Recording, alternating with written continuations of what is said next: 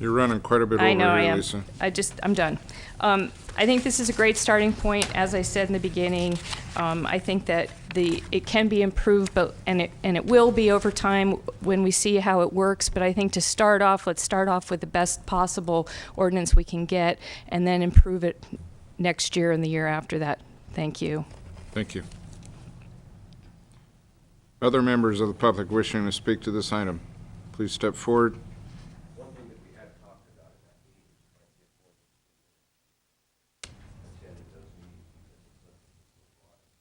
Well, the last speaker went 5 minutes, Mr. Graff. I'll give you 5 minutes. Okay. I did sit in some of the meetings, and I want to compliment the staff on doing everything in their power to get an ordinance completed. I would caution everyone on the word consensus and agreement, however.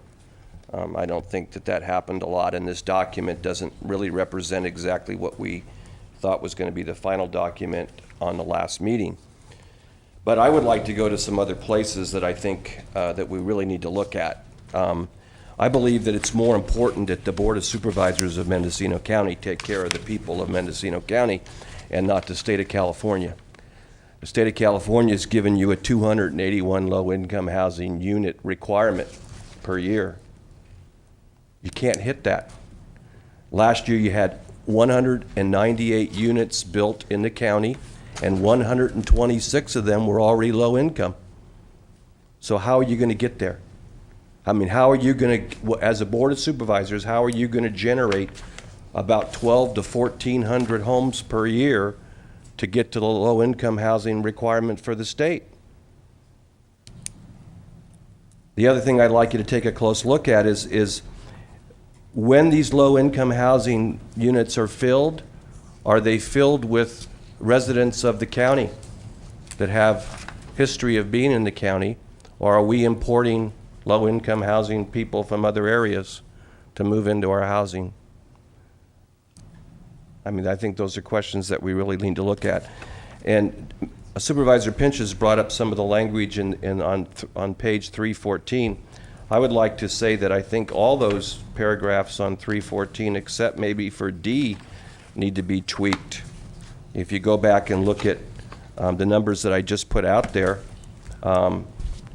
and we take in consideration the economy that we're living in right now and the housing crunch in the state and the country, I believe that most of those were boilerplate paragraphs put in by the county that they borrowed this ordinance from, the initial ordinance that they modified through the process.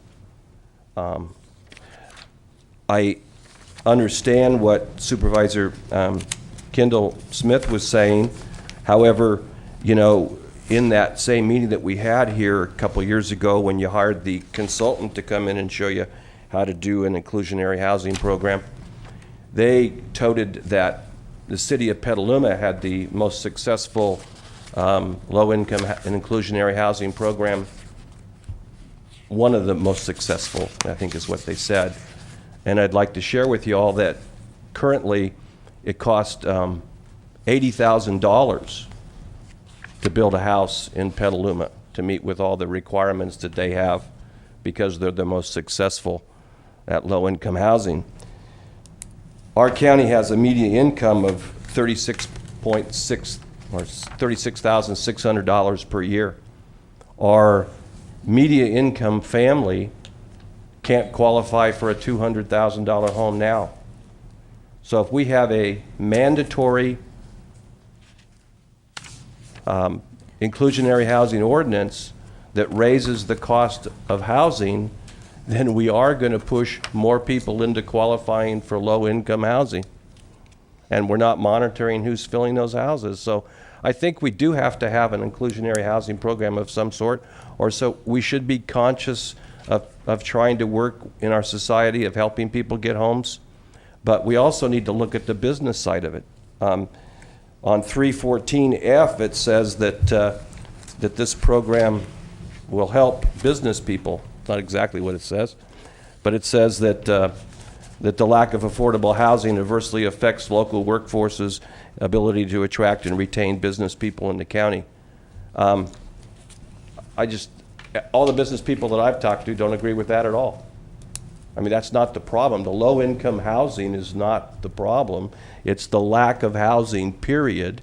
And if you look at your numbers of 198 versus 126, we're already providing more low-income housing than we're providing regular income housing. So I would recommend that you look at this ordinance seriously, or throw this one out and go with a voluntary system. I know that County Council has suggested that that can't be done. I think it can. There's too many other counties that are doing the voluntary ordinance, and you need to have an ordinance in your general plan, and that's all I have to say. Thank you, Mr. Graff. Other members of the public wishing to speak to this item?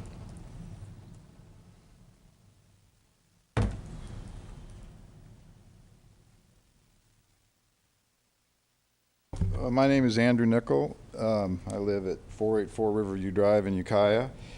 You know, I recognize the need for affordable housing in this community, and I do appreciate the efforts of the staff to try to come up with an ordinance that takes everybody's needs into account. But if I was on the board, I would want a little more information before I make a decision. And I heard somebody reference